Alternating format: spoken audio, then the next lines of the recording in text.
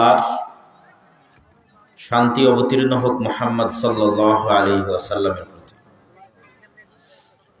আপনাদের এই লালমনিরহাটের আদিতমারি, কুড়িগ্রাম,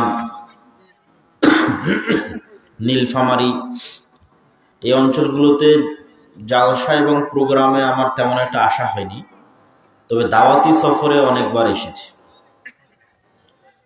যে দাওয়াতি সফরগুলোর কথা হয়তো আপনারা জানেন না, যেগুলো আমার দাওয়া ইলাল্লাহর মক্তব প্রজেক্ট চালু করার শুরুতে ফি সাবিলিল্লাহ ৩ শতাধিক মসজিদে যে দাওয়াতি সফর দিয়েছিলাম, সেই দাওয়াতি সফরগুলোর মধ্যে লালমনিরহাট কুড়িগ্রামেরও অনেক মসজিদ ছিল। তার মধ্যে একটা মসজিদে গেছিলাম, যে মসজিদের একটা অল্প বয়সী ছেলে অনলাইনে ফর্ম পূরণ করেছিল, এবং ওখানে যেতে যেতে আমাদের সন্দেহ হয়ে গেছিল, একদম প্রত্যন্ত অঞ্চল। আমি জানি না আজকে ওই মসজিদের এখানে কেউ আছে কিনা, বা ওই দাওয়াতি সফরের কেউ আছে কিনা। তো এই অঞ্চলগুলোতে আসলে আমার প্রোগ্রামের তেমন একটা স্মৃতি মনে পড়ে না। এবারই মনে হলো যে প্রোগ্রামে আসা হলো, স্মৃতি মনে পড়ে দাওয়াতি সফরের। তো আপনাদের অত্র অঞ্চলে এই যে দ্বীনি শিক্ষা প্রতিষ্ঠান গড়ে উঠেছে, এই দ্বীনি শিক্ষা প্রতিষ্ঠানকে লক্ষ্য করে আপনাদের এই প্রোগ্রামের আয়োজন, সেই আয়োজনে আজকে এখানে উপস্থিত হয়েছি। শুরু থেকেই যখন আসলাম তখন থেকে আপনাদের হয়তো দানের কথা বলা হচ্ছে, আপনারা হয়তো বিরক্ত বোধ করছেন, কিন্তু দান আসলে বিরক্তির মতো কোনো ইবাদত নয়। দান অত্যন্ত গুরুত্বপূর্ণ একটি ইবাদত। যদিও আমার আজকের বক্তব্যের বিষয়বস্তু আল ঈমান বিল গায়ব, তারপরেও যেহেতু বক্তা আপনাদের দানের কথা বলছিলেন, এজন্য দান আসলে কেন গুরুত্বপূর্ণ এটা একটু আপনাদের বুঝাই। দুনিয়াতে দেখবেন যে কোনো বিপদ আপদে পড়লে টাকা দিয়ে মানুষ বাঁচার চেষ্টা করে, আর বাঁচতে টাকা লাগেই। যে কোনো বিপদ আপদ, কেস, কোর্ট কাচারি, মামলা মোকদ্দমা, বিচার সালিশ, প্রত্যেকটা ধাপে দেখবেন অসুখ বিসুখ, মেডিকেল ক্লিনিক, সব জায়গায় দেখবেন আপনি বিপদে পড়েছেন, আপনার টাকার দরকার হয়েছে। তো দুনিয়ার লজিকে যেমন অনেক টাকা থাকলে বিপদ থেকে বাঁচা সহজ হয়ে যায়, ইসলামের লজিকেও তাই। টাকা থাকলে ইসলামেও অনেক কিছু ছাড় পাওয়া যায়। যেমন দুনিয়াতে আল্লাহ অসংখ্য বিধান দিয়েছে, যেগুলো আপনি টাকা দিয়ে মাপ পেয়ে যাবেন। যেমন কেউ যদি রমাজান মাসে তার স্ত্রীর সাথে সাংসারিক জীবনে যায় দিনের বেলা, তো আর কাফফারা হচ্ছে একটা গোলাম আজাদ করতে হবে। তো গোলাম আজাদ করতে কি লাগে একটু বলেন, কি লাগে? যদি গোলাম আজাদ করতে না পারে, কেন এটা অনেক টাকার দরকার, তাহলে 60 জন মিসকিনকে খাওয়াতে হবে। তো 60 জন মিসকিনকে খাওয়াতে কি লাগবে? টাকা লাগবে। তো এইরকমই ধরেন হজে গেছেন, উমরায় গেছেন, হজের কোনো একটা বিধান ভুল করে ফেলেছেন, তো ভুল করার কাফফারা হচ্ছে দম দিতে হবে। দম মানে একটা খাসি, একটা দুম্বা কুরবানি দিতে হবে। তো ইনস্ট্যান্ট হজের মধ্যে আপনি ভুল করলেন, তো একটা খাসি, একটা দুম্বা কিনে কুরবানি দিতে কি লাগবে? টাকা লাগবে। তাহলে দুনিয়াতেই আল্লাহ সুবহানাহু ওয়া তাআলা বহু হুকুম আহকামের ক্ষেত্রে টাকা দিয়ে বাঁচার রাস্তা তৈরি করে রেখেছে। এই সেম সিচুয়েশনটা হবে কিয়ামতের মাঠে। কিয়ামতের মাঠেও মানুষ বিপদে পড়বে, আর কিয়ামতের মাঠেও মানুষ টাকা দিয়ে বিপদ থেকে বাঁচতে পারবে। কিন্তু কিয়ামতের মাঠে কি নতুন করে টাকা পাওয়া যাবে? নতুন করে টাকা পাওয়া যাবে না। কিয়ামতের মাঠে এখন থেকে টাকা পাঠিয়ে ধনী হয়ে থাকতে হবে। বুঝেননি মনে হয় আমার কথা? যেমন বিমা করে মানুষ, জীবন বিমা, অমুক বিমা, তমুক বিমা, যাতে মেয়ের বিবাহের সময় ব্যাংকে ফিক্সড ডিপোজিট টাকাটা কাজে লাগে। তাহলে ঠিক কিয়ামতের মাঠে বিপদে পড়লে যেন আপনি টাকা দিয়ে বাঁচতে পারেন, এই জন্য কিয়ামতের ব্যাংক অ্যাকাউন্টে এখন থেকে টাকা জমা করে রেখে আপনাকে ধনী হয়ে থাকতে হবে কিয়ামতের মাঠে। কিয়ামতের মাঠে গরিব হলে বেশি কষ্ট দুনিয়াতে গরিব হওয়ার চাইতে। মানে দুনিয়াতে গরিব অবস্থায় জীবন যাপন করে যা কষ্ট, কিয়ামতের মাঠে যদি গরিব থাকেন তো বেশি কষ্ট। বিপদে পড়েছেন, বাঁচার কোনো রাস্তা নেই। আর যদি কিয়ামতের মাঠে ধনী থাকেন তো বাঁচার রাস্তা বের হবেই। রাসূল সাল্লাল্লাহু আলাইহি ওয়াসাল্লাম বলছে, একজন ব্যক্তি অনেক দানশীল, কোটি কোটি টাকার মালিক, তো কিয়ামতের মাঠেও কোটি কোটি টাকার মালিক। তো আল্লাহ নবী বলছে, তোমরা কি জানো মানিল মুফলিস, প্রকৃত ফকিরকে, প্রকৃত মিসকিনকে? তো প্রকৃত ফকির, প্রকৃত মিসকিন সে যে কিয়ামতের মাঠেও কোটি কোটি টাকার মালিক, কিন্তু পাওনাদার এত বেশি যে পাওনাদারের পাওনা পরিশোধ করতে করতে করতে করতে করতে করতে সব সম্পত্তি যা কিয়ামতের মাঠে জমা করেছিল, দুনিয়া থেকে পাঠিয়ে পাঠিয়ে জমা করেছে, মসজিদ মাদ্রাসায় দান করে করেই জমা করেছে, সেগুলো সব শেষ হয়ে গেছে, তাও আর পাওনাদার শেষ হয়নি। তো ও হচ্ছে আল মুফলিস, তখন ওকে জাহান্নামে দিয়ে দেওয়া। কেননা কিয়ামতের মাঠে আপনার কাছে অল্টারনেটিভ থাকবে। পৃথিবীতে মানুষের পক্ষে এটা সম্ভব নয় যে মানুষ কোনো ইবাদত শতভাগ পুরো জীবন নিপুণতার সাথে আদায় করবে। এটা যেমন অসম্ভব মানুষের পক্ষে, ঠিক মানুষের পক্ষে এটাও অসম্ভব যে পৃথিবীতে জীবনে কোনোদিন একটাও গুনাহ করবে না। তাহলে দুই পক্ষেই রিস্ক, ইবাদতের খাতাতেও রিস্ক, গুনাহের খাতাতেও রিস্ক। ইবাদতের খাতায় রিস্কি কে গ্যারান্টিতে বলতে পারবে আমার যেদিন থেকে সালাত ফরজ হয়েছে থেকে এক ওয়াক্ত সালাত মিস দেয়নি? এটা হচ্ছে ইবাদতের খাতায় রিস্ক, যে শতভাগ নিপুণ দাবি করতে পারবে না। কে দাবি করবে যে আমার উপর যেদিন থেকে সালাত ফরজ হয়েছে থেকে এক ওয়াক্ত সালাত কাজা করিনি? তাহলে ইবাদতের খাতায় পূর্ণ নিপুণতা নাই, কমতি আছে। মানে যা আল্লাহ নামাজ পড়তে বলেছিল, যা ওসর জাকাত ফেতরা দিতে বলেছিল, যা সিয়াম পালন করতে বলেছিল, ওগুলো ঠিক মতো করতে পারিনি, অনেক কমতি থেকে গেছে। এবার গুনাহের খাতায় কে বলতে পারবে যে আমি জীবনে একটাও গুনাহ করিনি? তাহলে ইবাদতের ব্যাকআপ, এই নামাজ পড়েনি ধরো ওকে, এটার ব্যাকআপ। সিয়াম ঠিক মতো আদায় করেনি, আর ব্যাকআপ। আর ওই যে গুনাহ করেছে এটার কাফারা। এই দুইটার জন্যই টাকা আপনার পক্ষে কাজ করবে, বলেন আল্লাহু আকবার। দুইটার জন্যই কাজ করবে। তো এই জন্য অর্থনৈতিক ইবাদত, টাকার ইবাদত খুবই গুরুত্বপূর্ণ। আমরা যেরকম মনে করছি না হুজুর মানুষ শুধু দানই চাচ্ছে, এইরকম না। আমাদের যে দৃষ্টিভঙ্গি সেই দৃষ্টিভঙ্গি না। এটা কিয়ামতের মাঠে আপনার জন্য অনেক সহযোগী হিসেবে আপনার পাশে থাকবে, বিপদ আপদে সহযোগিতা করবে, এবং খুব বেশি অপরাধী না হলে দানের টাকার উপর দিয়েই আপনার গুনাহের কাফারা, দানের টাকার উপর দিয়ে ইবাদতের কমতি মিটে মিটে আপনি জান্নাতে চলে যেতে পারবেন ইনশাআল্লাহ।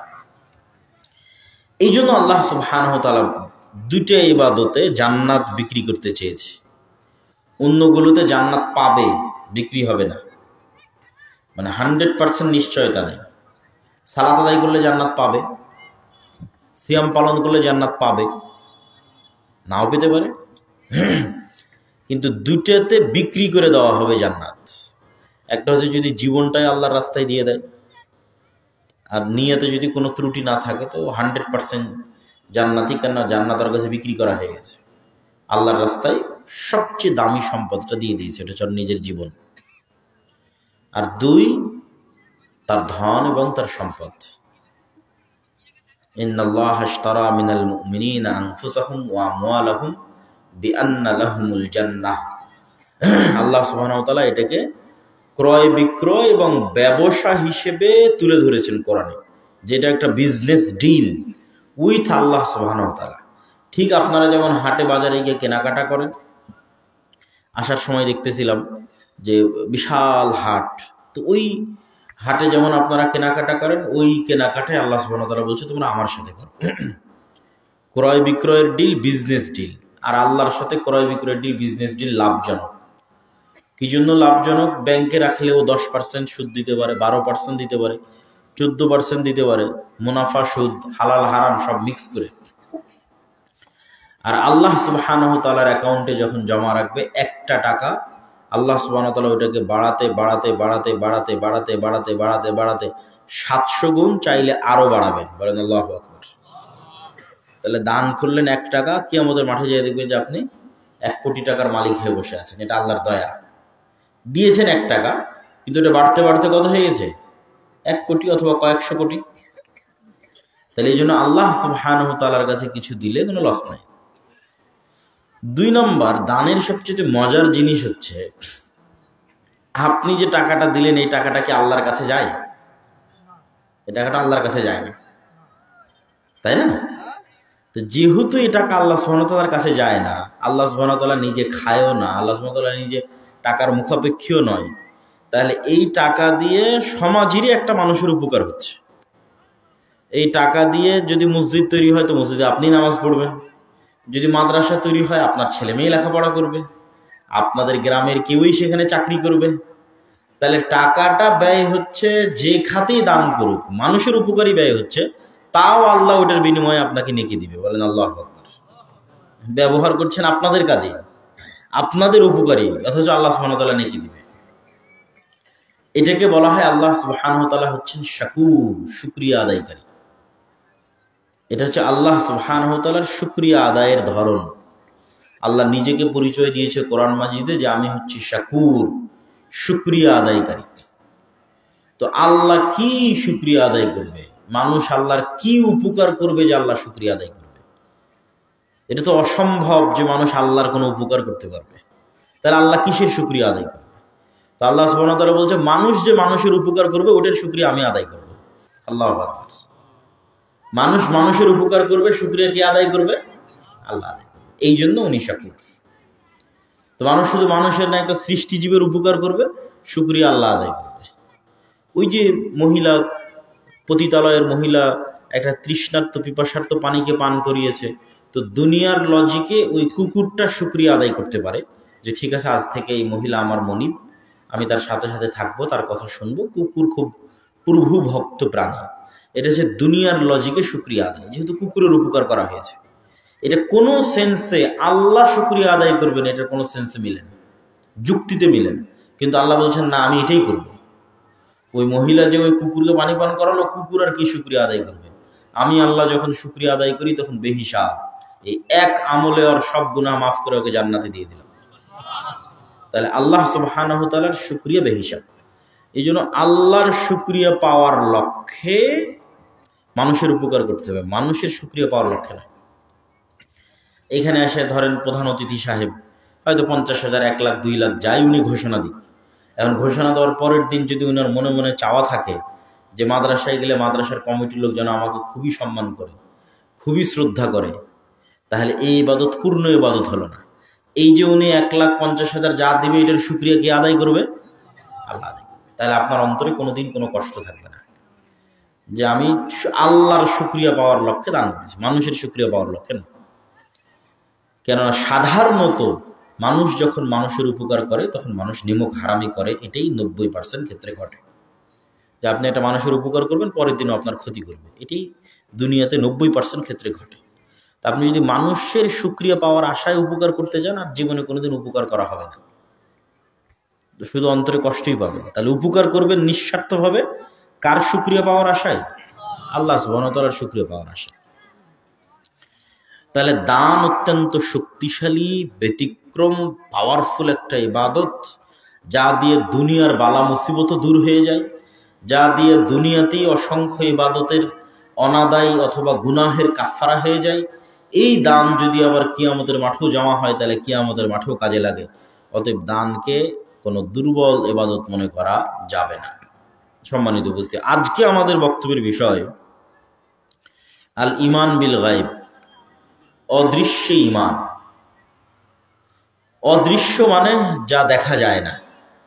আজকে আব্দুল্লাহ বিন আব্দুর রাজ্জাক এখানে এসেছে, এটা একজন হিন্দুকে যদি জিজ্ঞেস করেন ও দেখবে যে আব্দুল্লাহ বিন আব্দুর রাজ্জাক এসেছে, বলবে ঠিক আছে এসেছে। তাহলে এইটা ঈমান নয়। যেটা একটা হিন্দু স্বীকৃতি দিচ্ছে সেটা ঈমান নয়। কিন্তু এটা চোখে দেখা যায়। তাহলে ঈমান কোনটা? এখানে যে এখন ফেরেশতারাও আছে, এইটা বিশ্বাস করাটা হলো ঈমান। এইটা শুধু মুমিন বিশ্বাস করবে, মুশরিক কাফের বিশ্বাস করবে না, মুনাফিক বিশ্বাস করবে না। তাহলে আপনার এই ঈমানটা যত দুর্বল, আপনার সাথে আল্লাহর সম্পর্ক, আপনার আমল আখলাক এবং পরহেজগারিতা তত দুর্বল। আপনি আসলে কোন মাত্রায় বিশ্বাস করেন যে এখন এখানে ফেরেশতা আছে, এটাই ঈমান। এখন এখানে ফেরেশতা আছে, আপনার এই বিশ্বাসটা যদি আপনার নিজের অস্তিত্বের চাইতে বেশি হয়, আব্দুল্লাহ বিন আব্দুর রাজ্জাক এখানে উপস্থিত আছে এইটার চাইতে বেশি হয়, আপনার সন্তানের অস্তিত্বের চাইতে বেশি হয়, আপনার পিতামাতার অস্তিত্বের চাইতে বেশি হয়, তাহলে ঠিক আছে, এবার ঈমান ঠিক আছে। এটা হচ্ছে ইয়াকিনের লেভেলে ঈমান। আর যদি হয় যে না, মুখে বললাম আমানতু বিল্লাহি ওয়া মালাইকাতিহি, ঈমান এনেছে আল্লাহর উপর, ঈমান এনেছে ফেরেশতার উপর, তারপরে কাজে কামে কোথাও আর ওই ঈমানের বাস্তব বহিঃপ্রকাশ নাই, তাহলে ওই আপনিও শুধু চোখে দেখা জিনিস বিশ্বাস করেন। তাহলে একটা হিন্দু একটা মুশরিকের সাথে আপনার কোনো পার্থক্য নেই, কেন আপনি শুধু চোখে দেখা জিনিস বিশ্বাস না, গায়েবে বিশ্বাস করেন না। অথচ আল্লাহ সুবহানাহু ওয়া তাআলা কোরআন মাজিদে একদম শুরুই করেছেন গায়েব দিয়ে, আলিফ লাম মিম যালিকাল কিতাবু লা রাইবা ফীহি হুদাল লিল মুত্তাকিন আল্লাযীনা ইউমিনুনা বিল গায়ব। এই কিতাব আল্লাহর পক্ষ থেকে এসেছে, এই মর্মে কোনো সন্দেহ নেই। আর এই কিতাব মুত্তাকিদের জন্য হেদায়েত স্বরূপ। তোমরা কি জানো মুত্তাকি কারা? 1 নাম্বার মুত্তাকি ওয়ারাই যারা গায়েবে বিশ্বাস রাখে। তাহলে গায়েবে ঈমান হলো ঈমানের শুরু, তাকওয়ার শুরু। এই আয়াতগুলোর ধারাবাহিকতায় আল্লাহ সুবহানাহু ওয়া তাআলা শেষে বলছেন ওয়াবিল আখিরাতি হুম ইউকিনুন, আর পরকালের উপর তারা ইয়াকিন রাখে।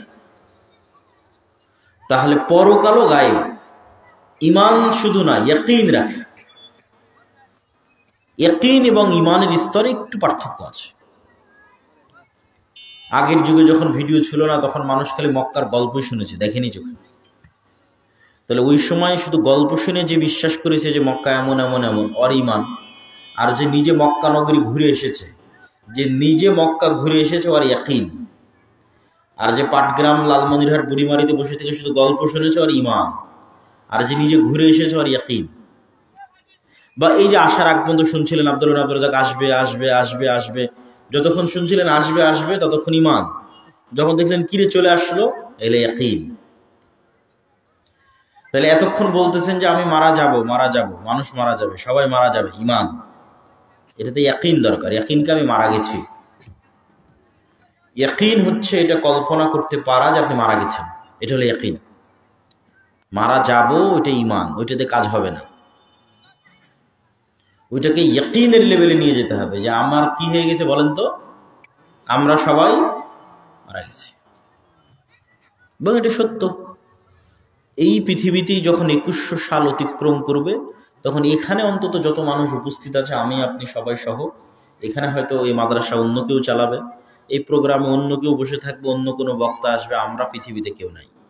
অন্তত এখানে যারা এখন বসে আছে 2100 সালে আমি আপনি আমরা কেউই পৃথিবীতে নাই। তাহলে তো মারা গেছি, এটাই ইয়াকিন।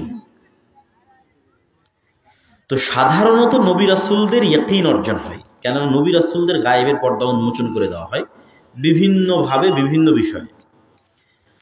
আল্লাহ সুবহানাহু ওয়া তাআলা কোরআন মাজিদের আরেক সূরার মধ্যে ইয়াকিনের কথা বলছেন, আলহাকুমুত তাকাসুর, দুনিয়ার পরস্পর প্রতিযোগিতা তোমাদেরকে ভুলিয়ে রেখেছে। ঠিক ছোট বাচ্চাকে যেমন মোবাইলের গেম দিয়ে ভুলিয়ে রাখা হয়, মোবাইলের গান দিয়ে ভুলিয়ে রাখা হয়, কার্টুন দিয়ে ভুলিয়ে রাখা হয়, ও যেটা এখন চাচ্ছে ওইটা ভুলানোর জন্য ওকে কার্টুন দেওয়া আছে। মায়ের কোলে চড়বে, কাঁদবে, মায়ের দুধ খাবে, এটা এখন আর চাওয়া। তো ওকে এটা এখন ভুলিয়ে রাখতে হবে যে না, এখন মা কাজ করবে, এখন মা দুধ দিতে পারবে না, অথবা ওকে মোবাইলে কার্টুন অন করে দিয়েছে। ঠিক এইভাবে শয়তান মানুষকে ভুলিয়ে রাখে। দুনিয়ার সাজ সরঞ্জাম, মোবাইল, ফেসবুক, ইউটিউব, টুইটার, টাকা পয়সা, ইনকাম, ব্যবসা বাণিজ্য, এগুলোর মধ্যে ব্যস্ত রেখে শয়তান ভুলিয়ে রাখে। কি ভুলিয়ে রাখে? যে মানুষ একদিন মারা যাবে, এইটা ভুলিয়ে রাখে। এখন তো ধরেন যে যুবকেরা মোবাইল আসক্ত, এদের এক সেকেন্ড সময় নেই এটা মনে করার যে ও মারা যেতে পারে। তাহলে আল্লাহকুমুত তাকাসুর, তো এই পরিবেশ চলতে থাকবে কতদিন? হাত্তা জুরতুমুল মাকাবির, যখন ও নিজেই মরে কবরে চলে যাবে। একদিন তো মরতেই হবে, তো নিজেই মরে যখন কবরে চলে যাবে তার আগ পর্যন্ত এই পরিবেশ চলতে থাকবে যে ও মরার কথা ভুলে থেকে গেছে, শয়তান ভুলিয়ে রেখেছে। তো এবার আল্লাহ বলতেছে যে এই মৃত্যু, এই জান্নাত, এই জাহান্নাম কত সত্য, তার উপর চাপ দিতে গিয়ে, জোর দিতে গিয়ে, বিশ্বাসের মাত্রাটাকে ইয়াকিনের লেভেলে নিতে গিয়ে আল্লাহ বলতেছে চাপ দিয়ে দে, জোর দিয়ে দে। পুরো সূরা এভাবে শেষ হয়ে যাবে, কাল্লা সাউফা তা'লামুন, কখনো নহে, অবশ্যই তোমরা জানতে পারবে, তোমরা বুঝতে পারবে। সুম্মা কাল্লা সাউফা তা'লামুন, আবারও বলছি অবশ্যই তোমরা একদিন জানতে পারবে। কাল্লা লাউ তা'লামুন ইলমাল ইয়াকিন, তোমরা ইয়াকিন, ইলমে ইয়াকিন হবে তোমাদের, তোমরা ইলমে ইয়াকিনের সাথে জানতে পারবে। লা তারাবুন্নাল জাহিম, অবশ্যই তোমরা স্বচক্ষে জাহান্নাম দেখবে। সুম্মা লা তারাবুন্নাহা আইনাল ইয়াকিন, ইয়াকিনের লেভেলে স্বচক্ষে তোমরা জাহান্নাম দেখবে। এরকম পর 4-5 আয়াতে আল্লাহ চাপ দিচ্ছে যে ইয়াকিন, মৃত্যু ইয়াকিন, জান্নাত ইয়াকিন, জাহান্নাম ইয়াকিন। কিন্তু এগুলো অনেক নবী রাসূলের অটোমেটিক ইয়াকিন অর্জিত হয়। যেমন মুহাম্মদ সাল্লাল্লাহু আলাইহি ওয়াসাল্লাম যখন মেরাজে গেছেন তখন উনি জান্নাত জাহান্নাম স্বচক্ষে দেখেছেন। তাহলে যিনি জান্নাত জাহান্নাম স্বচক্ষে দেখেছেন, আমরা বিশ্বাস করছি জান্নাত জাহান্নাম আছে, দুইটার মধ্যে পার্থক্য আছে না? নাই। আমাদেরটা ঈমান আর মুহাম্মদ সাল্লাল্লাহু আলাইহি ওয়াসাল্লামেরটা ইয়াকিন। কিন্তু আল্লাহ চাচ্ছেন যে আমরা ইয়াকিন অর্জনের চেষ্টা করি। এটাই গায়েব, এগুলোই গায়েব। এই জান্নাত গায়েব, এই জাহান্নাম গায়েব, এই কবরের আযাব গায়েব, ফেরেশতা এখানে আছে, এগুলো গায়েব। এগুলোর উপর আমাদের ইয়াকিন অর্জিত হোক। এই দার্সি দিয়ে পুরো কোরআন পরিপূর্ণ করা আছে, এই আলোচনা করে পুরো কোরআন শেষ করা আছে। তাহলে ঈমান বিল গায়েব, ঈমান বিল গায়েব কেন দরকার? ঈমান বিল গায়েবে ইয়াকিন ছাড়া মুসলমানদের বিজয় সম্ভব নয়।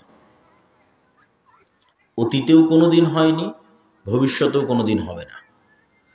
পাঠায় পৃথিবী সৃষ্টির শুরু থেকে আজ পর্যন্ত, নবী রাসূল থেকে শুরু করে, সাহাবী থেকে শুরু করে, মুসলমানদের খেলাফত আমল থেকে শুরু করে আজ পর্যন্ত কোনো একটা পয়েন্টে, কোনো একটা জায়গায় মুসলমানেরা বিজয়ী হয়েছে এমত অবস্থায় যে মুসলমানেরা শক্তিশালী। এটা পৃথিবীতে একদিনের জন্য ঘটেনি। সবসময় কি ঘটেছে? মুসলমানেরা বিজয়ী হয়েছে এমত অবস্থায় যে মুসলমানেরা দুর্বল। শুধু কি দুর্বল? আজকের গাজার মানুষ ইসরায়েলের তুলনায় যা দুর্বল, মুসা আলাইহিস সালাতু ওয়াস সালাম ফেরাউনের তুলনায় তার চেয়ে শতগুণ বেশি দুর্বল।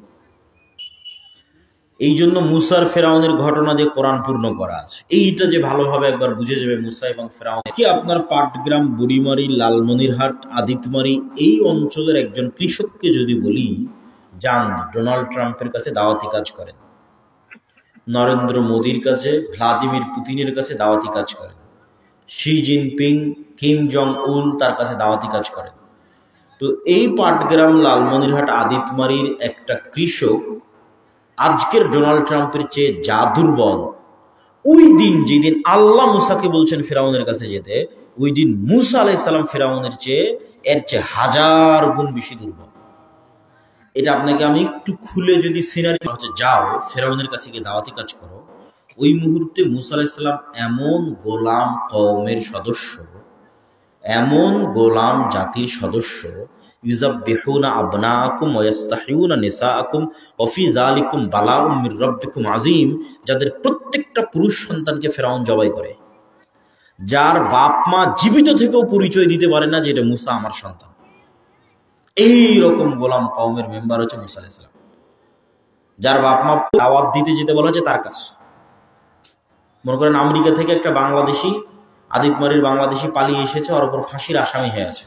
ও আদিতমারির কৃষক, ওকে বলা হচ্ছে তুই ফাঁসির আসামি, এখন তোকে আমি কাজ দিলাম, তুই ডোনাল্ড ট্রাম্পের কাছে গিয়ে দাওয়াতি কাজ করবি। একে তো এই অবস্থা, তার উপর ফাঁসির আসামি, ফাঁসির দণ্ডপ্রাপ্ত আসামি। যেই ফেরাউনের কাছে যেতে বলা হচ্ছে, ওই ফেরাউনেরই তিনি পালক পুত্র হিসেবে তার বাড়িতে বড় হয়েছেন, যথা তার নিমক খেয়েছেন। আর যার নিমক মানুষ একবার খায়, সরাসরি তার মুখোমুখি গিয়ে দাঁড়াতে মানুষ বেশি দুর্বলতা ফিল করে। এতগুলো কারণে মুসা আলাইহিস সালাতু ওয়াস সালাম আজকের আদিত্যমারির একটা লোক ডোনাল্ড ট্রাম্পের কাছে দাওয়াতি কাজ করতে যাবে ওর চেয়ে বেশি দুর্বল। যখন মুসা আলাইহিস সালামকে বলা হচ্ছে যাও তুমি ফিরআউনের কাছে দাওয়াতি কাজ করো,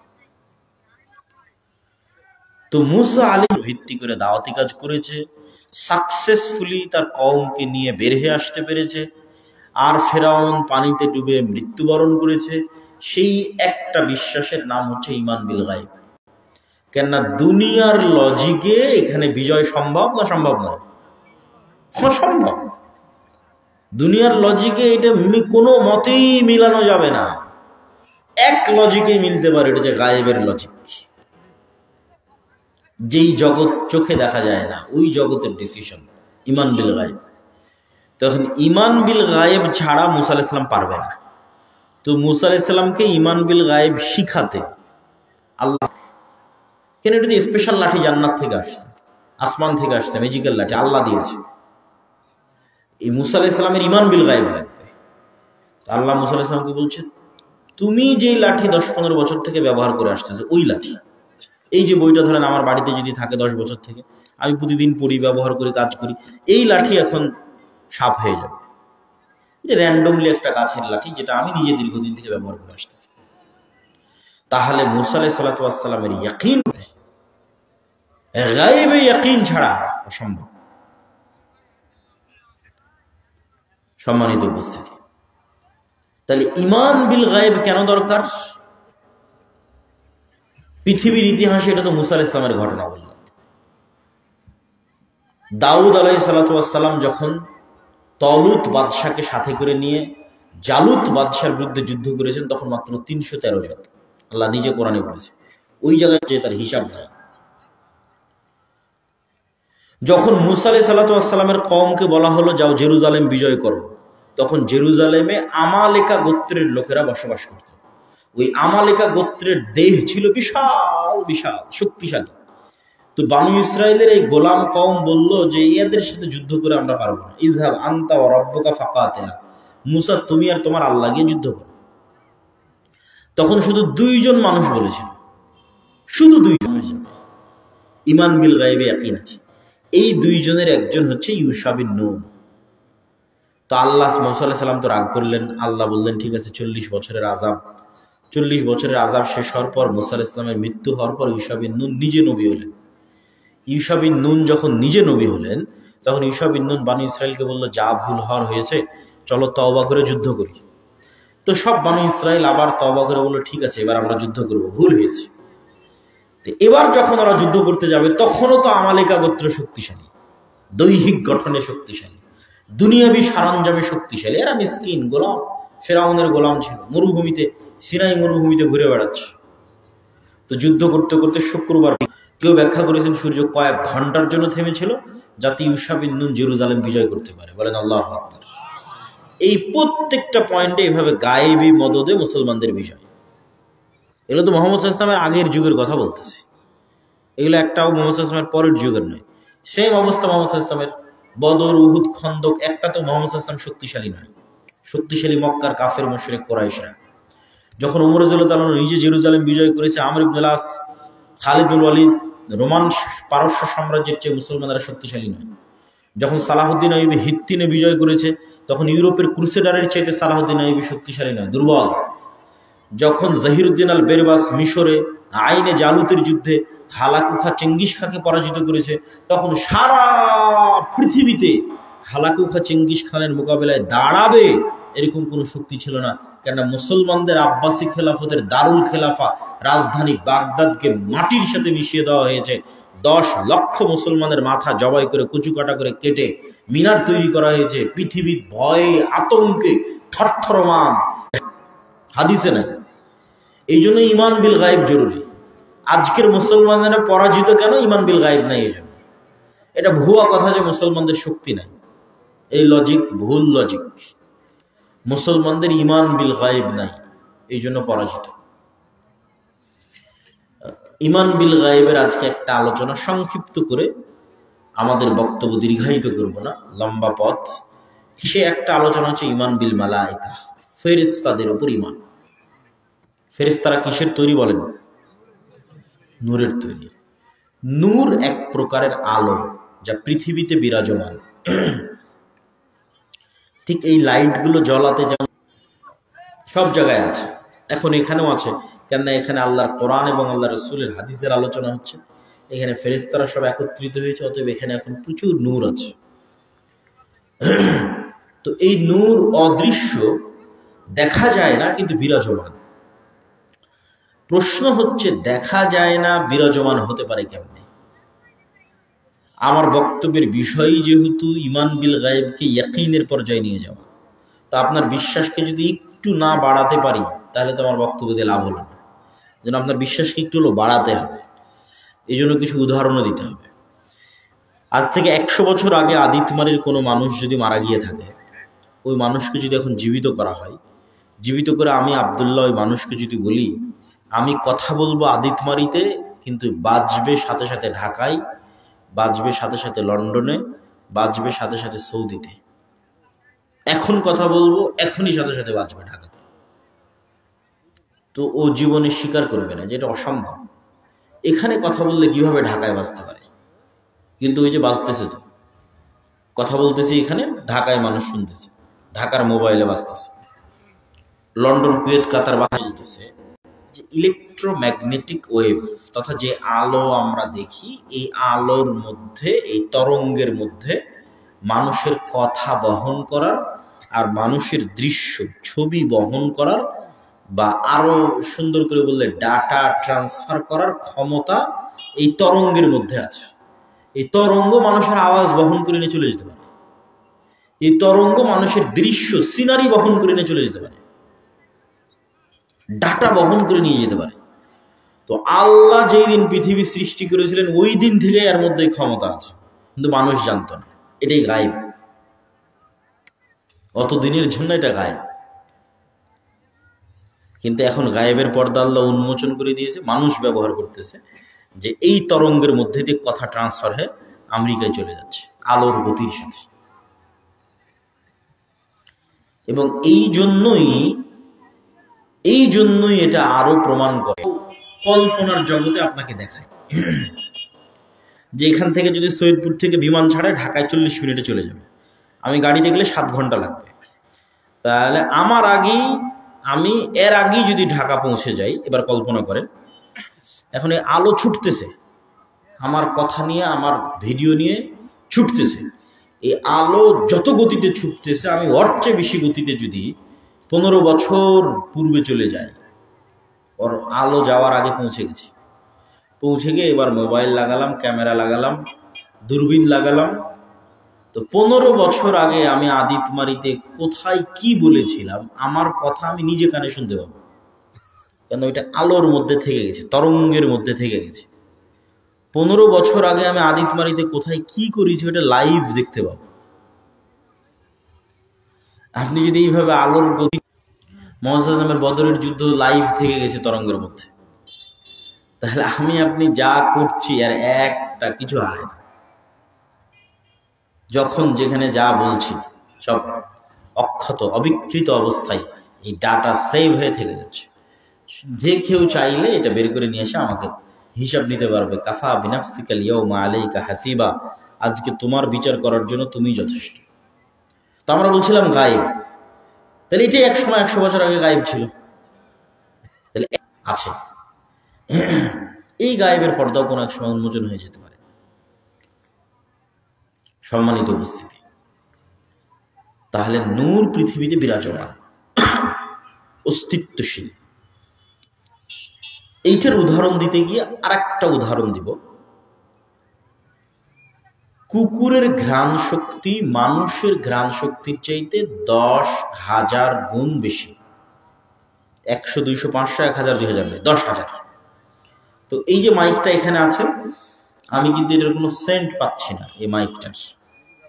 আর আমি যদি বলি যে এই মাইকটার কোনো সেন্ট নাই, এটা মিথ্যা কথা। এই মাইকটা ওই কুকুরের নাকে লাগিয়ে পাটগ্রামে ফেলে আসলে কুকুর ওখান থেকে বের করে নিয়ে আসতে পারবে, গন্ধ পর্যন্ত কুকুর পায়।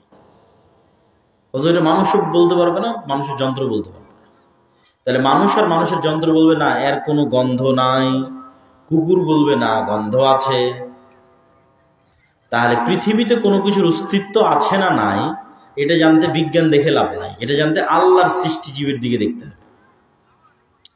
যেমন পৃথিবীতে কবরের আযাব হচ্ছে, বলে আমি যে শুনতে পাই না, তাহলে এটা গায়েব। আমি শুনতে পাই না গায়েব, কিন্তু হচ্ছে।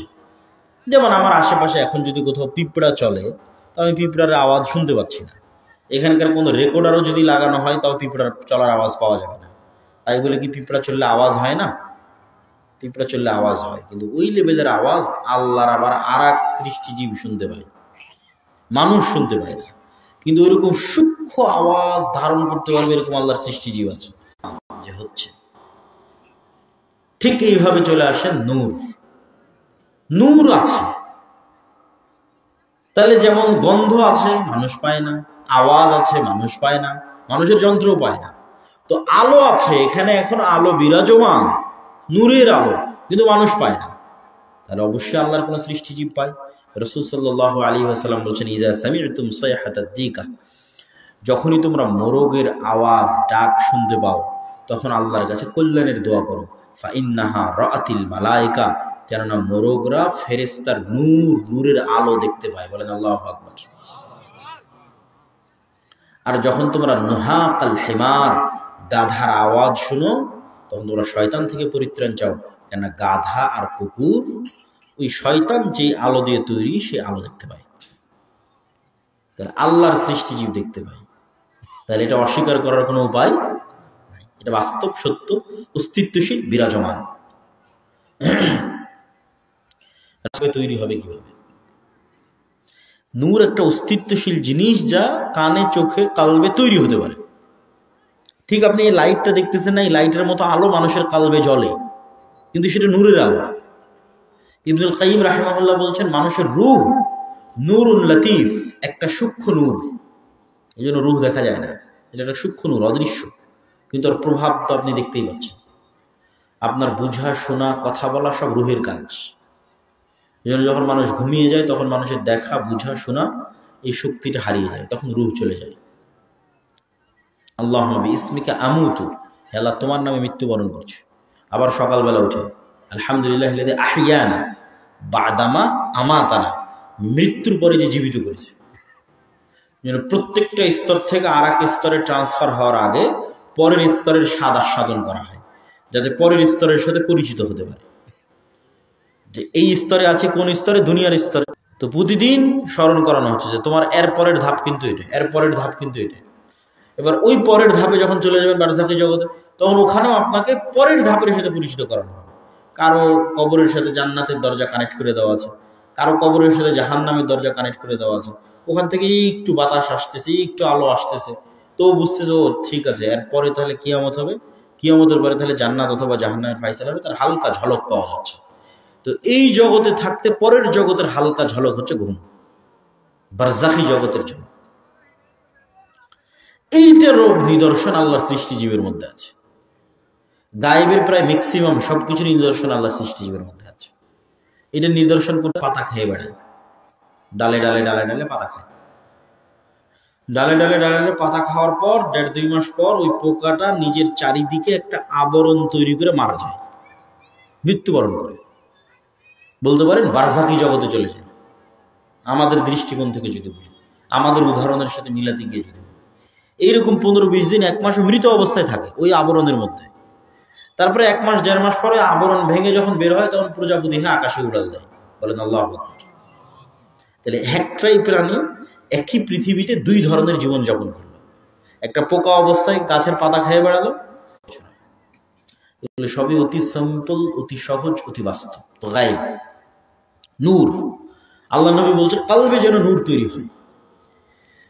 তো আমাদের শরীরের এমন অসংখ্য কিছু আমরা মাপি, বুঝি, দেখি, যা বাস্তবে দেখা, মাপা, বোঝা সম্ভব নয়। এইভাবে মানুষের নেকি, মানুষের গুনাহ মাপা হবে, দেখা যাবে না, দেখা যায় না কিন্তু মাপা হবে। যেমন আপনার শরীরের প্রেশার প্রত্যেকটাই কিয়ামতের মাঠে ওজন হবে। তো এগুলো যেমন সত্য, আপনার এই প্রেশার লো হওয়া, কম বেশি হওয়া, আপনার সুগার থাকা না থাকা, আপনার হার্টবিটের পালস নড়াচড়া, এগুলো যেমন সত্য, এর চেয়ে 1000 গুণ বেশি সত্য আপনার চোখের পাওয়ারের কম বেশি হয় যে কত মানুষ চশমা লাগিয়ে আছে, আপনার কানের পাওয়ারের কম বেশি হওয়া, এগুলো যত গুণ সত্য এর চেয়ে হাজার গুণ সত্য যে আপনার চোখে নূর আছে অথবা নাই, আপনার কালবে নূর আছে অথবা নাই। এখানে আব্দুল্লাহ বিন আব্দুর রাজ্জাক আসবে এটা জানার পরে যারা এখানে উপস্থিত হয়েছে, এখন বসে আছে, এদের সবার কালবে কিছু না কিছু নূর আছে, এই জন্য তারা এখানে আছে। বলেন আল্লাহু আকবার। আলো বন্ধ করে দিলে যেমন এখানে অন্ধকার হয়ে যাবে, ওই নূর নাই, কালব অন্ধকার। এই জন্য নূর অতি অস্তিত্বশীল, অতি বাস্তব, অতি জীবন্ত। আর এটা অস্তিত্বশীল, জীবন্ত, বাস্তব কেন হবে না? এটি দিয়ে আল্লাহ নিজেকে আড়াল করে রেখেছে। হিজাবুহুন নূর লাউ কাশাফাহু লা আহরাকাত সুবহাত ওয়াজহি। আল্লাহর চেহারা আল্লাহ ঢেকে রেখেছে নূর দিয়ে। এই নূর যদি আল্লাহ সরায় নেয়, আল্লাহর চেহারা উন্মুক্ত হয়ে যাবে, সারা পৃথিবী, আসমান, জমিন সব জ্বলে পুড়ে ছারখার হয়ে যাবে। তাহলে নূর অস্তিত্বশীল, বিরাজমান, যেটিতে আল্লাহর চেহারা ঢাকা আছে। সম্মানিত উপস্থিতি, তাহলে ফেরেশতা হলো সেই নূরের তৈরি। এবার সাহাবীরা ফেরেশতাদের উপর কেমন বিশ্বাস রাখে? সাদ বিন মুআজ রাদিয়াল্লাহু তাআলা আনহু একজন বিখ্যাত আনসারী সাহাবী, যিনি খন্দকের যুদ্ধে শাহাদত বরণ করেছেন। তো রাসূল সাল্লাল্লাহু আলাইহি সাল্লাম বলছেন, ইহতাজ্জা লাহু আরশুর রহমান। সাদ বিন মুআজের মৃত্যুতে আল্লাহর আরশ কেঁপে উঠেছে। ওয়া ফুতিহাত লাহু আবওয়াবুস সামা, আসমানের সব দরজাগুলো খুলে দেওয়া হয়েছে। ওয়া শাহিদাহু সাবউনা আলফা মিনাল মালায়েকা, আর আমাদের সাথে জানা যায়, সাদ বিন মুআজের জানা যায়, সাহাবীদের সাথে ৭০,০০০ ফেরেশতা অংশগ্রহণ করেছে। বলেন আল্লাহু আকবার। এটা রাসূল সাল্লাল্লাহু আলাইহি ওয়াসাল্লাম নিজে বলতেছেন। জাবের রাদিয়াল্লাহু তাআলা আনহুর পিতা উহুদের যুদ্ধে মারা গেছে, তো উনি কাঁদতেছেন। আল্লাহ নবী তাকে বলতেছেন, তুমি কেন কাঁদতেছো? হানজালা রাদিয়াল্লাহু তাআলা আনহু, উনিও উহুদের যুদ্ধে মারা গেছেন, ওনার উপর গোসল ফরজ ছিল। সাহাবীরা কি রাসূল সাল্লাল্লাহু আলাইহি ওয়াসাল্লামকে বলতেছে যে তাকে গোসল দিতে হবে। আল্লাহ নবী বলছেন, ইন্না সাহিবাকুম তুগাসসিলুহুল মালায়েকা, তোমরা আর কি গোসল দিবা? হানজালাকে ইতিমধ্যেই ফেরেশতারা গোসল দিয়ে ফেলেছে। সাদ বিন আবি ওয়াক্কাস রাদিয়াল্লাহু তাআলা আনহু বলছেন যে, ঠিক আছে, সাদ বিন আবি ওয়াক্কাস রাদিয়াল্লাহু তাআলা আনহু বলছেন যে, আমি এক যুদ্ধে আমার ডানে বামে দুইজন সাদা পোশাকধারী ব্যক্তিকে আসাদ্দাল কিতাল, বীর বিক্রমে যুদ্ধ করতে দেখছি। জিবরাইল এবং মিকাইল যুদ্ধ অবতীর্ণ হয়েছে রাসূলুল্লাহ সাল্লাল্লাহু আলাইহি ওয়াসাল্লামের পক্ষে। খন্দকের যুদ্ধ শেষ করে রাসূল সাল্লাল্লাহু আলাইহি ওয়াসাল্লাম বাড়িতে এসেছেন। বর্ণনা আয়েশা রাদিয়াল্লাহু তাআলা আনহা, তরবারি রেখে দিয়ে, ঢাল, তলোয়ার, ধনুক রেখে দিয়ে গোসল করার জন্য ঢুকেছেন। তখন জিবরাইল এসে উপস্থিত। জিবরাইল বলছে, আপনি আর আপনার সাহাবীরা অস্ত্র রেখে দিয়েছে, ফেরেশতারা তো কেউ অস্ত্র রাখেনি এখন পর্যন্ত। ফেরেশতারা কেন অস্ত্র রাখেনি? বলে, ফেরেশতারা অস্ত্র রাখেনি তার কারণ হচ্ছে বানু কুরাইজা, বানু কায়নুকা, বানু নাজির, তিনটে ইহুদি গোত্র আল্লাহর নবীর সাথে গাদ্দারি করেছে।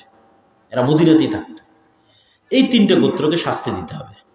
আল্লাহর নবী সাহাবীদেরকে বললেন, চলো। যুদ্ধ শেষ হয়নি, জিবরাইলের বাহিনী অস্ত্র রাখেনি। এবার আনাস রাদিয়াল্লাহু তাআলা আনহুর বর্ণনা। আনাস রাদিয়াল্লাহু তাআলা আনহু বলছেন, কাআন্নী আনজুরু ইলাল গুবারি সাতিআন ফি যুকাকি বানি গানাম। আমাদেরকে সাথে করে নিয়ে যখন আল্লাহর নবী রওনা দিলেন ওই ইহুদি গোত্রগুলোর দিকে এগিয়ে যাওয়ার জন্য, তখন আমাদের আগে রাস্তা ধুলায় অন্ধকার হয়ে আছে। ঠিক যেমন 100-500 মোটরসাইকেল যদি আদিতমারি থেকে পাটগ্রাম, আদিতমারি থেকে রংপুর যায়, শোডাউন দেয় আমার গাড়ির সামনে, তাহলে ওই গাড়ির সামনের রাস্তা ধুলায় অন্ধকার হয়ে থাকে। তো আমাদের সামনে ধুলায় অন্ধকার হয়ে আছে জিবরাইলের ফেরেশতার ঘোড়সাওয়ার বাহিনীর পায়ের আঘাতে। আল্লাহু আকবার। তো এই রকমের ঘটনা দিয়ে হাদিস এবং ইসলামের ইতিহাস পরিপূর্ণ। ফেরেশতার অস্তিত্ব, ফেরেশতাদের উপর সাহাবীদের ঈমান। একদিন এভাবে সাহাবীরা বসে আছেন, একজন ব্যক্তি আসলেন, এসে বলছেন, মাল ইসলাম, মাল ঈমান, মাতা সাআহ, ইসলাম কখন, ইসলাম কি, ঈমান কি, কিয়ামত কখন? প্রশ্নের উত্তর নিয়ে চলে গেলে আল্লাহর নবী বললেন, তোমরা কি জানো কে এসেছিল? জিবরাইল এসেছিল তোমাদেরকে দ্বীন শেখানোর জন্য। তাহলে সাহাবীদের বিশ্বাসের মাত্রাটা কোন লেভেলে হতে পারে যারা স্বচক্ষে ফেরেশতার উপস্থিতি অবলোকন করতেছে তাদের ঈমানটা কোন মাত্রায় হতে পারে যে ফেরেশতা আছে, আর আমার এবং আপনার ঈমানটা কোন মাত্রায় যে ফেরেশতা আছে, এইটা মাপার জন্যই কিন্তু এই ঘটনাগুলো বললাম। এবার আপনাদেরকে বাস্তব দুটা পরীক্ষা দিব। আপনি নিজেও পরীক্ষা করে দেখবেন যে ফেরেশতা আছে কি নাই, আর আপনি নিজেও পরীক্ষা করে দেখবেন যে শয়তান আছে কি নাই। আপনারা কি ক্লান্ত? শুনতে চান? জাযাকাল্লাহ খায়ের। তার আগে এই দুইটা পরীক্ষা দেওয়ার আগে 2 মিনিট জরুরি কথা। 1 নম্বর জরুরি কথা হচ্ছে এই যে বাংলাদেশের 600 650 উপজেলা, এই 600 650 উপজেলা যদি আমরা বছরে 100টা প্রোগ্রামও করি তাও যেতে পারবো না। তাহলে এই একদিনের সম্পর্ক যদি শেষ হয়, আজ আব্দুল্লাহ বিন আব্দুর রাজ্জাক এখানে আসলো, বক্তব্য দিল, সম্পর্ক শেষ, তাহলে এটা খুবই কষ্টদায়ক। এই জন্য আমি সবসময় বলি স্থায়ী দাওয়াতি সম্পর্কের কথা। এই একদিনের সম্পর্ক দিয়ে দাওয়াতি বিপ্লব সম্ভব নয়। এই স্থায়ী সম্পর্কের জন্য আপনাদের জরুরি কর্তব্য হচ্ছে অন্তত পক্ষে মাসিকাল ইতিসামের গ্রাহক হওয়া। অন্তত যারা শিক্ষিত ছাত্র স্টুডেন্ট, আমি নিজে প্রতি মাসে 3টে লেখা লিখি মাসিকাল ইতিসাম, প্রতি মাসে সম্পাদকীয় লিখি, মিন্নাতুল বাড়ি লিখি, স্বাভাবিক একটা লেখা লিখি, প্রতি মাসে 3টা। আমি জানি না এই মাদ্রাসায় মাসিকাল ইতিসাম আসে কিনা। যদি না আসে তাহলে কর্তৃপক্ষের প্রতি উদাত্ত আহ্বান থাকবে যে আপনারা মাসিকাল ইতিসাম নেবেন, এবং আপনারা যারা আজকে উপস্থিত হয়েছেন অন্তত আজকে আপনারা ওই রাস্তায় গিয়ে যে চা পান খান ওইটাতে যা খরচ, মাসিকাল ইতিসামের একটা মাসের মাসিকাল ইতিসামের দাম অতটা না। অন্তত আজকে যারা উপস্থিত, লিখিত বই পুস্তক, যেমন আমি যে বই থেকে দার্স দিচ্ছি, এই বইয়ের নাম হচ্ছে আল্লাহর পথে যাত্রা। এটা বিভিন্ন মসজিদে রেখে পড়ে পরস্পরে আলোচনা করতে হবে। প্রতিদিন 1 পৃষ্ঠা 2 পৃষ্ঠা, অথবা প্রতি সপ্তাহে 1 পৃষ্ঠা 2 পৃষ্ঠা, সব মসজিদে, যত আপনাদের এই অঞ্চলে মসজিদ আছে সব মসজিদে রেখে রেখে আপনি প্রতি সপ্তাহে করেন, প্রতিদিনে করেন। 10 জন 5 জন মিলে বসবেন, বসে 1 পৃষ্ঠা 2 পৃষ্ঠা পড়বেন, পড়ে আলোচনা করবেন যে কি বুঝলাম, কি বলল লেখক এখানে। বইয়ের নাম আল্লাহর পথে যাত্রা। তারপরে হচ্ছে আপনাদের এই যে প্রশ্ন উত্তরের অভাব থাকে না, এত প্রশ্ন আমরা এবার নতুন একটা বই নিয়ে এসেছি, 1000 প্রশ্নের উত্তর দিতে হবে না। এই একটা বই থাকলে আপনি মুফতি হয়ে যাবেন, যেটা শাইখ আব্দুর রাজ্জাক বিন ইউসুফের নিজ তত্ত্বাবধানে তার দায়িত্বে উনি বসে থেকে থেকে থেকে থেকে থেকে থেকে এই কাজটা সম্পূর্ণ করেছে। এবং ওনারও যে বইগুলো আছে সেগুলো মূল্যায়ন করতে পারেন। যেমন উপদেশ, শাইখ আব্দুর রাজ্জাক বিন ইউসুফের যত বক্তব্য আছে সব বক্তব্য উপদেশ বই আছে। ওনার সালাতের বক্তব্য, সালাত কেমনে আদায় করতে হবে, এটা সালাতের বই আছে। ওনার দোয়ার বইয়ে দোয়ার সকল রকমের সহি বিশুদ্ধ দোয়া আছে। এই বইগুলোকে মূল্যায়ন করাটা হচ্ছে স্থায়ী সম্পর্ক। 3, মক্তব। আমি আপনাদের এই অঞ্চলে অনেক জায়গা, আমার ধারণা অন্তত 10-12টা মসজিদ, আমি কুড়িগ্রাম, লালমনিরহাট, নীলফামারী মিলে 10-12টাও হবে না, 20টাও হতে পারে।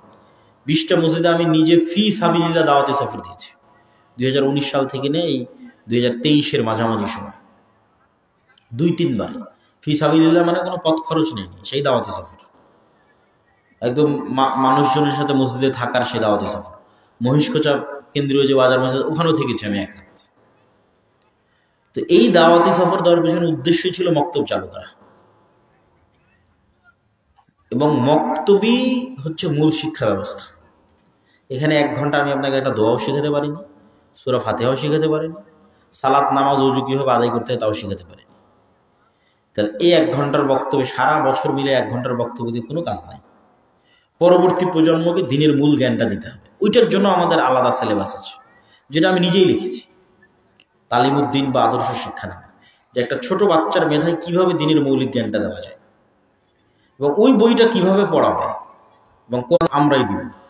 ওখানে গিয়ে 1 সপ্তাহ থাকবে, খাবে, সেটাও আমরা বহন করব।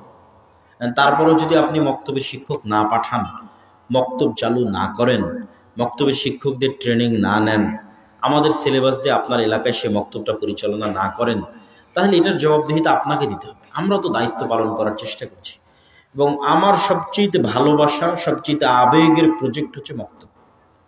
আমি আজকেও গাড়িতে গল্প করছিলাম যে এই প্রোগ্রাম করে আমি শান্তি পাই না।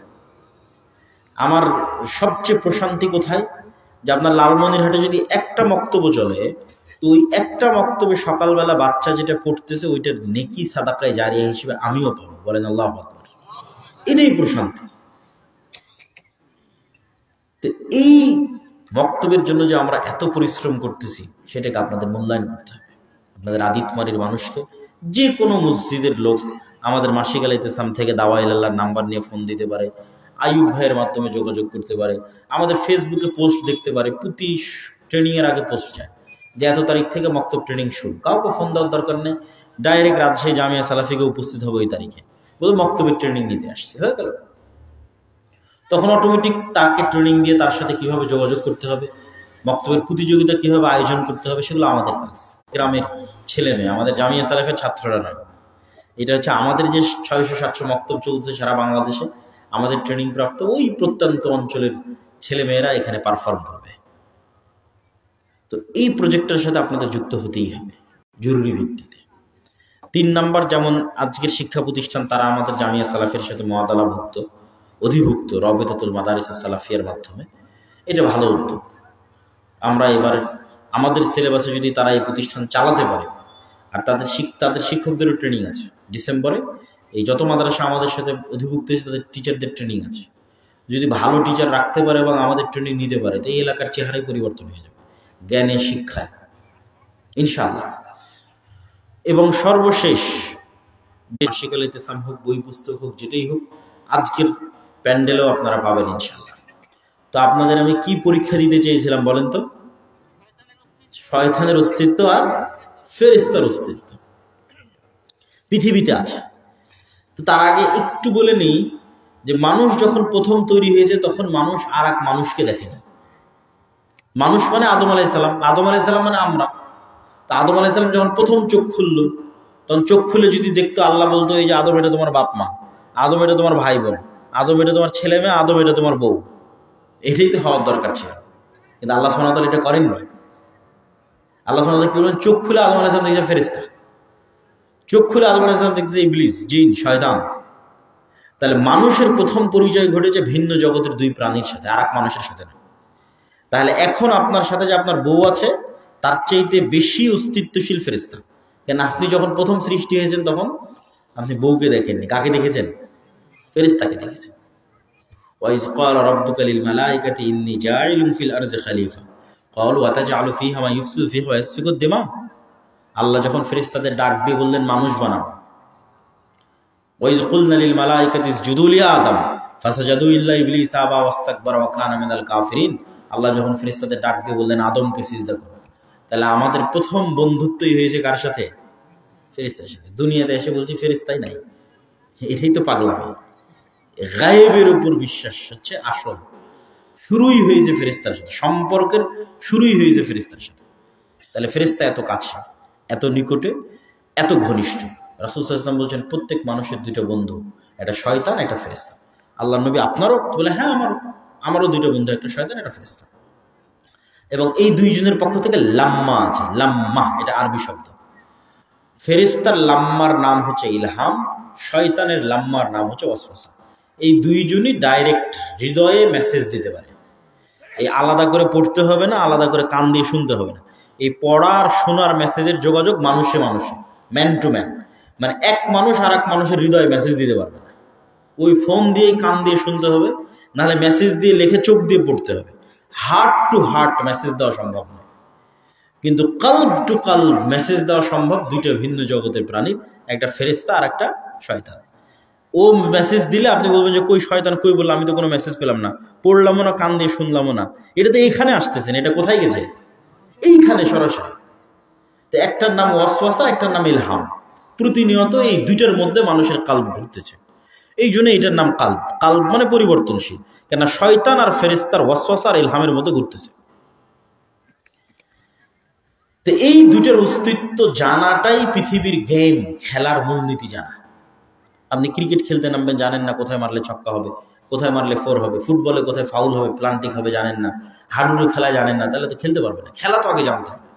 তো আপনি যে পৃথিবীতে এসেছেন, পৃথিবীতে চলছেটা কি, এটা আগে জানতে হবে।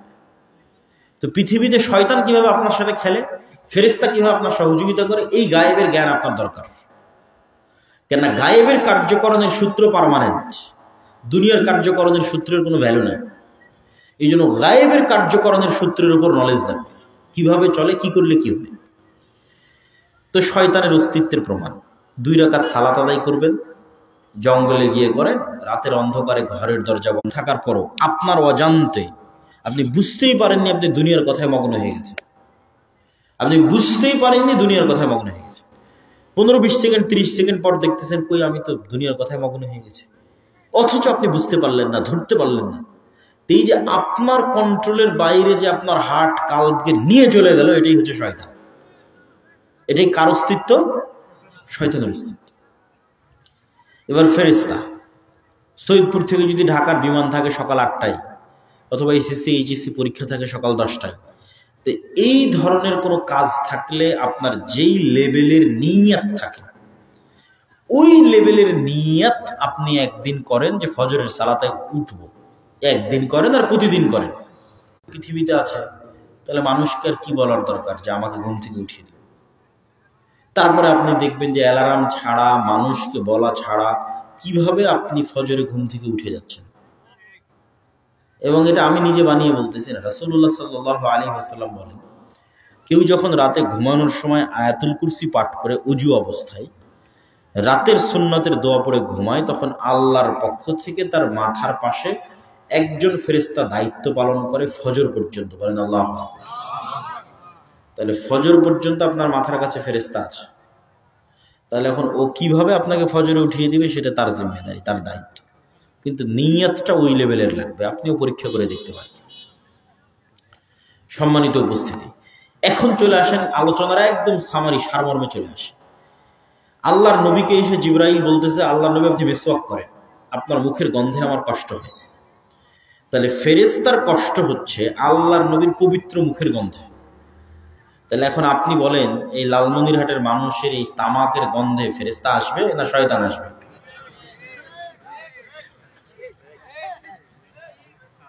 তাহলে তো খেলার নিয়ম আপনাকে জানতে হবে।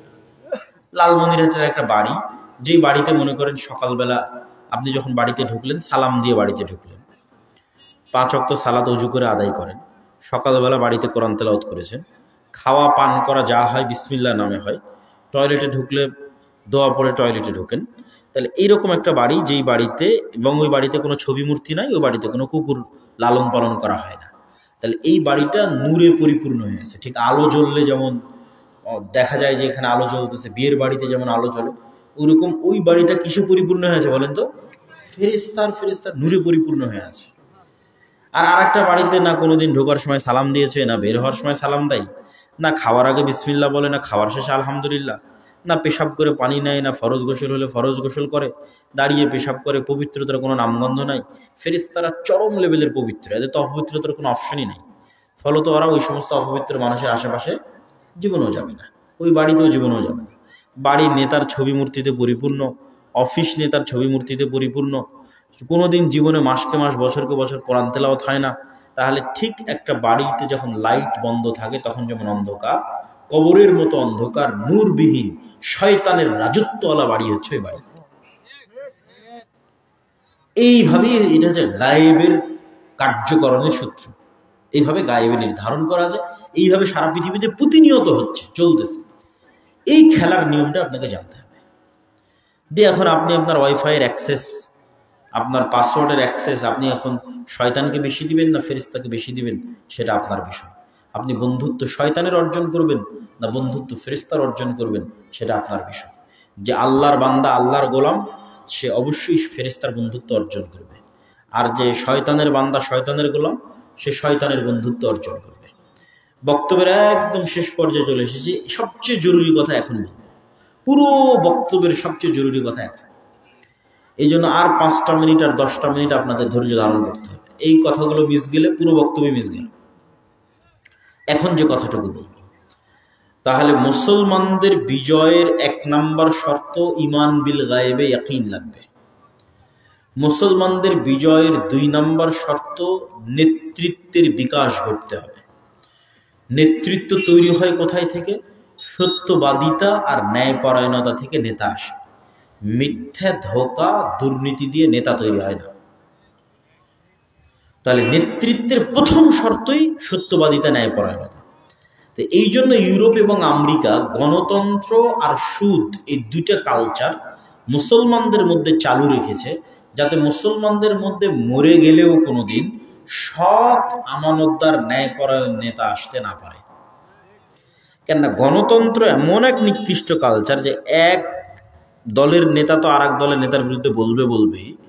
এক আসনের মনোনয়ন প্রার্থী ৫-১০ জন যারা আছে একই দলের, ওরাও এক মনোনয়ন প্রার্থী আর এক মনোনয়ন প্রার্থীর বিরুদ্ধে বলবে।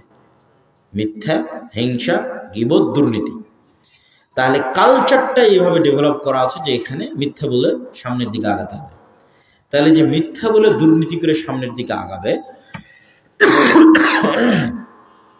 ওকে টাকা দিয়ে কিনে নেওয়া আমেরিকার, ভারতের জন্য কোনো ব্যাপারই না। কেন? ও প্র্যাকটিসড হয়ে আছে, আগে থেকেই দুর্নীতি করে এবং মিথ্যা বলে প্রশিক্ষিত হয়ে আছে। তাহলে সৎ, ন্যায়পরায়ণ নেতা আসতে পারবে। আর একটা হচ্ছে সুদ। গ্রামগঞ্জের মা এবং বোনেরা যত কিস্তি নিয়েছে, কিস্তি নিয়ে কিস্তির ডেট পার করবে আর মিথ্যা বলবে না, এটা অসম্ভব। ছেলে মেয়েকে দিয়ে পর্যন্ত মিথ্যা বলায়। তাহলে ওই যে মিথ্যার কালচারের মধ্যে ঢুকে গেল, এখান থেকে আর না সালাহুদ্দিন আইয়ুবী বের হবে, না তারিক বিন জিয়াদ বের হবে, না ওমর ইবনুল খাত্তাব বের হবে। নেতা বের হওয়া অসম্ভব। দেখেন, আবু তলেব, আবু সুফিয়ান কাফের ছিল। আবু সুফিয়ানের জন্য পরে মুসলমান হয়েছে। আবু তলেব তো কাফের অবস্থায় মৃত্যুবরণ করেছে। এরা কাফের হলেও মিথ্যুক, দুর্নীতিবাজ, ধোঁকাবাজ ছিল না। মানে এদের মধ্যে নেতৃত্বের জন্মগত গুণটা কুরাইশদের মধ্যে একদম জন্মগত নেতৃত্বের গুণ ছিল। সেটা হচ্ছে সত্যবাদিতা, আমানতদারিতা, ন্যায়পরায়ণতায় কোনো ছাড় নাই। এই জন্য আবু তলেবের ছেলে আলী যখন মুসলমান হয়েছে, বিশ্বের নেতায় পরিণত হয়ে গেছে। কেন? নেতৃত্বের গুণ রক্তের মধ্যে আছে। ঠিক তেমনি আবু সুফিয়ান মুসলমান হয়েছে, তার ছেলে মুয়াবিয়া এবং তার পরবর্তী বংশধর, এরা সারা বিশ্বে লিড দিয়েছে। আর মুসলমানেরা ১৯০ বছর যাবৎ ব্রিটিশদের গোলাম থাকার কারণে মিথ্যা, দুর্নীতির কালচার এদের রক্তের মধ্যে ঢুকে গেছে। ফলত কিউসি, কি ডিসি, কি এসপি, মন্ত্রী, মিনিস্টার, এসিল্যান্ট, সাব রেজিস্ট্রার সবাই নামাজি, ওমরাকারী, হাজি, কিন্তু চেম্বারে যখন বসে তখন ঘুষ নেয়। তাহলে কি নাই? ন্যায়পরায়ণতা, সত্যবাদিতা নাই, মুনাফিকিতে পরিপূর্ণ। ঈমান বিল গায়ব কালবের মধ্যে ঢোকেনি। তাহলে মুসলমানদের মুক্তির ১ নম্বর শর্ত ঈমান বিল গায়ব লাগবে। ২ নম্বর শর্ত সত্যবাদিতা, ন্যায়পরায়ণতার চর্চা লাগবে। একটা প্রজন্ম গড়ে উঠতে হবে, যে প্রজন্ম সত্য ছাড়া মিথ্যা বলা জানে না, ন্যায় প্রতিষ্ঠা করা ছাড়া অন্যায় করা জানে না, জুলুম করা জানে না। এটা কিন্তু আলেম ওলামা, মসজিদ, মাদ্রাসা তো প্রযোজ্য। আলেম ওলামা, মসজিদ, মাদ্রাসা, ইসলামী দল, ইসলামী সংগঠনে নামাজ আছে, রোজা আছে, জিকির আজকার আছে, সহি আকীদা আছে, সঠিক ফতোয়া আছে, যাই দেখবেন কি নাই? ন্যায়পরায়ণতা নাই। এই জন্য নেতা তৈরি হচ্ছে না। নেতা তৈরি হওয়ার রাস্তা বন্ধ হয়ে গেছে। ন্যায়পরায়ণতা ছাড়া নেতা তৈরি হবে না। ২ নম্বর। ৩ নম্বর, ওই যে বললাম মুসলমানদের বিজয় গায়েবী মদদে। তো এই গায়েবী মদদ আসবে কিভাবে? আমলে সলেহ দিয়ে গায়েবী মদদ আসে। সৎ আমল দিয়ে আসমান থেকে সাহায্য টেনে নিয়ে নামানো যায় দুনিয়াতে, একদম টেনে নামানো সম্ভব আসমান থেকে সহযোগিতা দুনিয়াতে, সৎ আমল দিয়ে।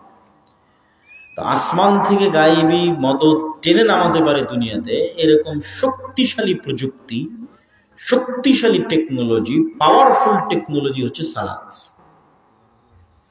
এই জন্য সালাত মিস দেওয়ার কোনো সুযোগ নাই। সালাত ছাড়া মুসলমানদের সাহায্য পাওয়ার কোনো রাস্তা নাই পৃথিবীতে, কোনো টেকনোলজি, কোনো প্রযুক্তি নাই পৃথিবীতে। এই জন্য যুদ্ধের মাঠেও সালাত আদায় করতে হবে। আর আরো বেশি সাহায্য আসমান থেকে টেনে আনতে চাইলে রাতে সালাত আদায় করতে হবে। তাহলে একটা প্রজন্ম লাগবে, যে প্রজন্ম ঈমান বিল গায়বে বিশ্বাসী। একদল যুবক এবং তরুণ লাগবে যারা সত্যবাদী, ন্যায়পরায়ণ। একদল যুবক এবং তরুণ লাগবে যারা শুধু ৫ ওয়াক্ত সালাত নয়, রাতের সালাতেও অভ্যাসী। এরা আসমান থেকে গায়েবী মদদ টেনে দুনিয়াতে নামাতে পারবে। এরকম আমলে সলেহের আরেকটা পাওয়ারফুল টেকনোলজি হচ্ছে সাউন্ড টেকনোলজি বা জিকির, শব্দের টেকনোলজি। শব্দ আল্লাহর সৃষ্টিতে সবচেয়ে পাওয়ারফুল হচ্ছে শব্দ। আল্লাহ পৃথিবী সৃষ্টি করেছে কুন ফায়াকুন দিয়ে, ধ্বংস করবে ইসরাফিলের বাঁশির আওয়াজ দিয়ে। আওয়াজের চাইতে শক্তিশালী কিছু নয়। আর ইউসাব্বিহু লিল্লাহি মা ফিস সামাওয়াতি ওয়া মা ফিল আরদ, এই বইও তাসবিহ পাঠ করে, এই টিস্যুও তাসবিহ পাঠ করে, এই মাইকও তাসবিহ পাঠ করে, তথা আওয়াজ নির্গত করে। ওই আওয়াজ আমি শুনতে পাচ্ছি না, আমি বুঝতে পারতেছি না, কিন্তু এরা তাসবিহ পাঠ করতেছে, এদের আওয়াজ বের হচ্ছে। ঠিক এরা আওয়াজ বুঝে, প্রত্যেকটা সৃষ্টিজীব আওয়াজ বুঝে, কিন্তু কি বললে বুঝবে সেটা আমি জানি না। ওইটার কিছু জ্ঞান আল্লাহ সুলাইমান আলাইহিস সালামকে দিয়েছিল, যে কি বললে পিঁপড়া বুঝবে, আর পিঁপড়া কি বলছে এটা আমি কেমনে বুঝবো, আর কি বললে গরু বুঝবে, আর গরু কি বলছে এটা আমি কেমনে বুঝবো। এটার কিছু জ্ঞান আল্লাহ সুলাইমান আলাইহিস সালামকে দিয়েছে। তো এই সাউন্ড টেকনোলজির সবচেয়ে পাওয়ারফুল জিনিসটা আল্লাহ মুসলমানদের দিয়েছে, সেটা হচ্ছে কোরআন। কোরআন হচ্ছে আল্লাহর নিজের সাউন্ড, নিজের আওয়াজ। কোরআন কার আওয়াজ বলেন তো? আল্লাহর নিজের আওয়াজ। এই জন্য এটা পৃথিবীর সবচেয়ে শক্তিশালী মুজিজা। এই জন্য জিকির সবচেয়ে শক্তিশালী, সকাল সন্ধ্যায় জিকির। জাকারিয়া আলাইহিস সালাতু ওয়াস সালাম তার বন্ধা স্ত্রীর জন্য যখন নিজের জন্য সন্তান চাইলেন, আল্লাহ আলামত হিসেবে বললেন সকাল সন্ধ্যা জিকির করতে হবে। তো সকাল সন্ধ্যা জিকির, আর জিকিরের শ্রেষ্ঠতম হচ্ছে কোরআন, তথা কোরআন বুঝা, কোরআন পড়া, সকাল সন্ধ্যার জিকির, এগুলো পৃথিবীর শক্তিশালী টেকনোলজি, যা গায়েবী মদদ টেনে দুনিয়াতে নামাতে পারে। এই তিনটে জিনিস যখন একটা প্রজন্মের মধ্যে একত্রিত হয়ে যাবে, তখন সেই প্রজন্মের জন্য গায়েবী মদদে বিজয় সুনির্ধারিত। আর এই মূলনীতি শুধু বাংলাদেশ বিজয় করার মূলনীতি নয়, এই মূলনীতি সারা পৃথিবী বিজয় করার মূলনীতি। কিন্তু ওই মূলনীতির শর্তগুলো পূরণ করতে পারতে হবে। হ্যাঁ, বক্তব্যের শেষের দিকে চলে এসেছে। তো আমার বক্তব্যের এই সামারি থেকে আমাদেরকে যেন আল্লাহ সুবহানাহু ওয়া তাআলা এতটুকু শিক্ষা নেওয়ার তৌফিক দান করে যে আমরা ফেরেশতার সাথে বন্ধুত্ব করব না শয়তানের সাথে? ফেরেশতার সাথে। আমাদের হৃদয়ে কালবে নূর দরকার না অন্ধকার? নূর। নূরের একটা গুরুত্বপূর্ণ কথা ভুলে গেছি, যা নূর এখানে জমা করবেন কিয়ামতের মাঠে তাই দেখতে পাবেন, কবরে তাই দেখতে পাবেন। এটা কিন্তু কোরআনের আয়াত। ইয়াউমা তারাল মুমিনিনা ওয়াল মুমিনাত ইয়াসআ নূরুহুম বাইনা আইদিহিম। কিয়ামতের মাঠে মুমিন মুমিনারা দেখবে যে দুনিয়াতে যত নূর জমা করেছিল সব ওদের চারিপাশে ছুটতেছে। উজুর নূর হাতে দেখা যাবে, উজুর নূর চেহারায় দেখা যাবে, প্রত্যেকটা আমলের নূর দেখা যাবে। বলেন আল্লাহু আকবার। তাহলে আল্লাহ সুবহানাহু ওয়া তাআলা আমাদেরকে বেশি বেশি ফেরেশতাদের সান্নিধ্যে নূর অর্জন করার, সৎ আমলের মাধ্যমে ঈমান বিল গায়বি ইয়াকিন তৈরি করার, সত্যবাদিতা এবং ন্যায়পরায়ণতার সাথে চলার তৌফিক দান করুক। আল্লাহুম্মা আমিন। ওয়া আখিরু দাওয়ানা আলহামদুলিল্লাহি রাব্বিল আলামিন। আর যে বই পুস্তকগুলো বললাম এগুলো গাড়িতে সম্ভবত আছে। জি, কিছু প্রশ্ন উত্তর দিয়ে আমাদের আলোচনা শেষ। প্রশ্ন উত্তর যারা শুনতে চান তারা ধৈর্য ধরে বসে থাকতে পারেন।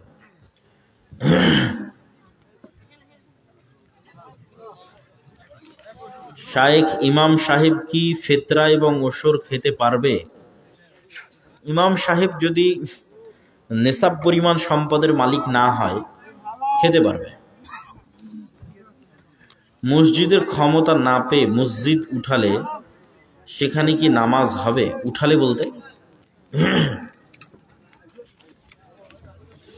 ভূমিকম্প কেন হয়? ইজা জুলজিলাতিল আরজু জিলজালাহা ওয়া আখরাজাতিল আরজু আসকালাহা। আল্লাহ সুবহানাহু ওয়া তাআলা তো নিজে কোরআন মাজিদের মধ্যে বলে দিয়েছে যে ভূমিকম্প কেন হয়। সূরার নামে ভূমিকম্প। ওয়াকালাল ইনসান মা লাহা। মানুষ বলবে আজকে কি হয়েছে পৃথিবীর, কেন কাঁপে? ইয়াউমাইযিন তুহাদ্দিসু আখবারাহা। পৃথিবী সেই দিন তার মধ্যে থাকা সকল খবর বলে দিবে। তো পৃথিবী কেন কাঁপে, কেন কাঁপছে? আল্লাহ বলছেন কোরআনে, বিআন্না রাব্বাকা আওহা লাহা।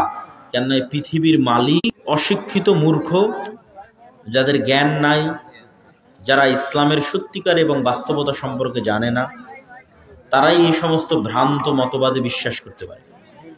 বাউল বা লালনের যে মতবাদ, এটা সম্পূর্ণরূপে একটা শিরকি, একটা কুফরি মতবাদ, একটা নাস্তিক্য মোনা মতবাদ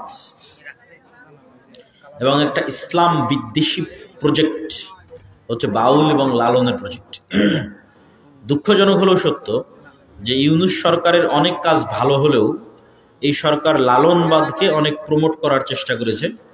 কেননা এই সরকারের উপদেষ্টাগুলোর মধ্যেও এক দুজন উপদেষ্টা আছে যারা হচ্ছে লালন মতবাদে বিশ্বাসী।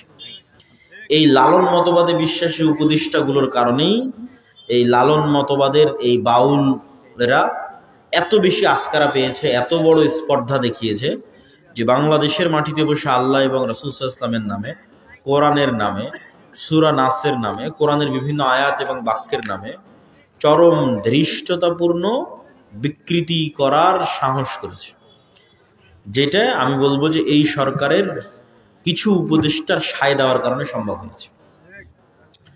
এবং এখানে আপনাকে আরেকটা জিনিস মনে রাখতে হবে যে এগুলোর আলোকে ওয়াহাবি এবং সালাফি এই নামটাকে কিন্তু কালার করা হচ্ছে। তো এই নামটাকে কি শুধু আজকে কালার করা হয়েছে? না, ওই ব্রিটিশরা যেই দিন থেকে ছিল সেই দিন থেকে এই কবর মাজার পূজা আর এই বাউল ফকির টকির এদের নিয়ে ওদের কোনো সমস্যা ছিল না। ওই ব্রিটিশদেরও সমস্যা ছিল ওয়াহাবি সালাফি, কেননা তারা মুভমেন্টে বিশ্বাস করে, তারা সক্রিয় থাকে।